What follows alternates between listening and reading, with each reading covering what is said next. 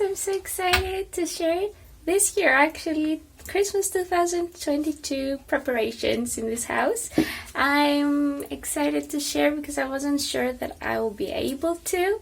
So this is something new to do with a newborn and decorate for Christmas. It takes a lot of effort.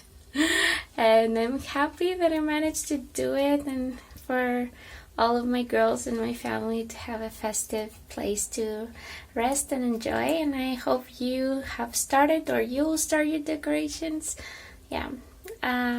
It's pretty nice to have a beautiful home for Christmas. So I hope you enjoy this video, maybe give you some inspiration, and yeah, hope to see you down in the comments.